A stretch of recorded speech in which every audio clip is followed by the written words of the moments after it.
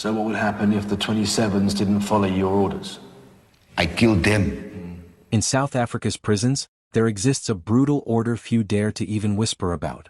At the very top of this blood-soaked pyramid sits a figure both feared and revered, the 28's gang general. His name is irrelevant because in the eyes of fellow inmates, guards, and even rival gangs, he represents something larger than a man. He is the embodiment of violence, control, and unchecked power. His very presence in a cell block is enough to silence chatter, stiffen postures, and draw invisible lines between predator and prey. This particular 28th general's descent into infamy began long before he could legally buy a drink. I was 14 years old. You were 14 years old? 14 years old. And you came to Portsmouth then? Came to Portsmouth as a juvenile. Yeah, and what was your sentence? My sentence was 9 years. At just 14 years old, he was convicted of murder and sent to Portsmouth Prison, one of the most feared correctional facilities in South Africa. His sentence of 9 years might have seemed final on paper, but the moment he entered the yard, that number meant nothing.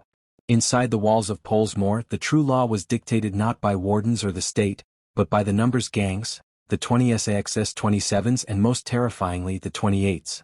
For a juvenile tossed into that abyss, there were only two options: rise or perish. He chose to rise. In the prison, I go to the 28s. They told me, okay, I gave you a number, and you must kill a guy in the cell.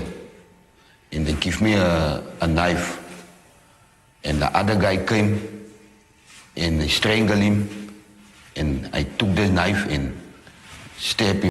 The 28th gang doesn't operate as a loose crew of criminals. It is a military machine.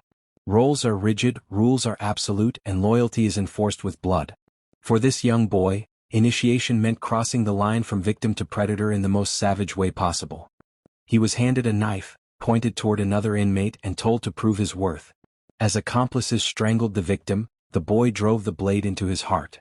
It wasn't just murder, it was a ritual, a baptism in blood that forever bound him to the brotherhood of the 28s. From that moment, his life wasn't measured in years served but in bodies buried and fear commanded. By the time he rose to the rank of general, he no longer needed to wield the knife himself. He had soldiers for that, the 27s who acted as the enforcers and executioners of the gang. With a single order he could dictate life or death. If there is a warder, it's not a right here in prison. I told the 27, you what the 27 is, there's a knife for you.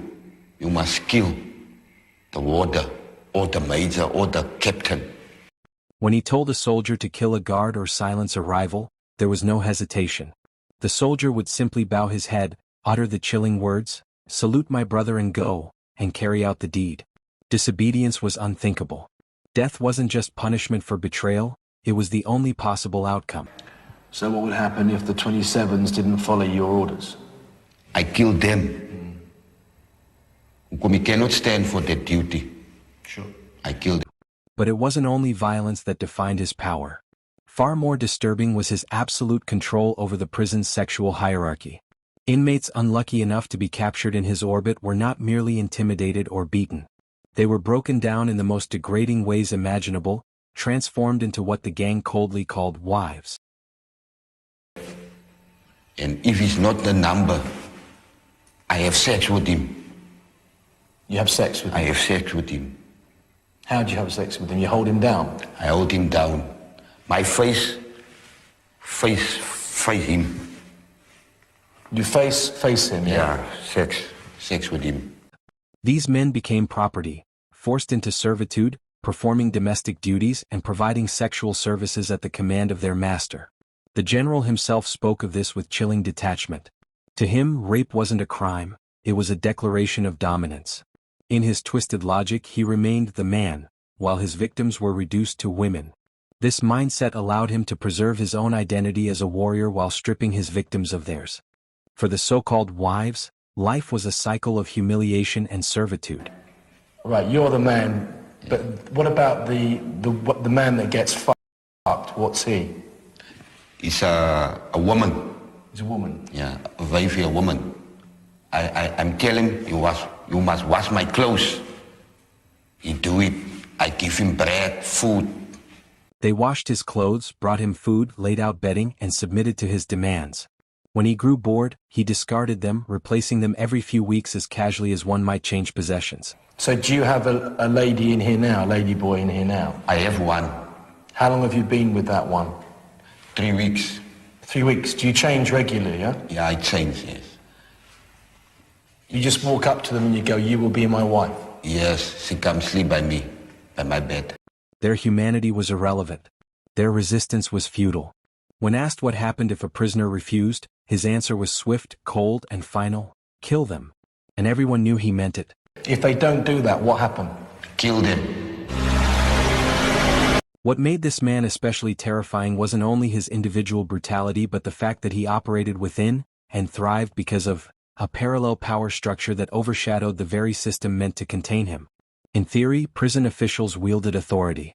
In practice, the 28th general ruled with absolute impunity. Guards were either powerless or complicit, too afraid to intervene or too invested in keeping the fragile balance of power intact. Inside the walls, the state didn't exist. Only the numbers did. Over the years, his original 9-year sentence became meaningless. Every stabbing, every orchestrated killing, every act of violence added years, until freedom was no longer even a consideration. But far from being crushed by this reality, he embraced it. Prison wasn't his punishment, it was his kingdom. And within those concrete walls, he wore the crown of terror. The shadow he cast extended far beyond Pollsmoor's gates. The 28th's influence spilled into the streets, shaping generations of street gangs throughout South Africa. Young boys entered the system terrified and uncertain, and they emerged hardened killers, indoctrinated into a code where violence wasn't just survival but the only language worth speaking. The general was more than a man, he was the blueprint, the archetype that others would follow. His story is not merely the tale of one individual's descent into savagery. It is an indictment of an entire system that has failed at its most basic mission. South Africa's prisons were supposed to rehabilitate, to correct, to reintegrate. Instead, they became factories for monsters, breeding grounds where young offenders were molded into predators more dangerous than when they entered. This unnamed general thrives in that failure. He is proof that some men do not merely adapt to violence. They ascend through it, mastering it, bending it to their will until they rule through fear. His word is law, his authority absolute, and his power built on the broken bodies and stolen identities of countless victims. He is not just a product of Pollsmoor prison. He is its ruler, its tyrant, and its most chilling legacy. And as long as men like him hold power behind bars, South Africa's correctional facilities will remain less like prisons and more like kingdoms of fear, where justice has no place and the only currency is blood.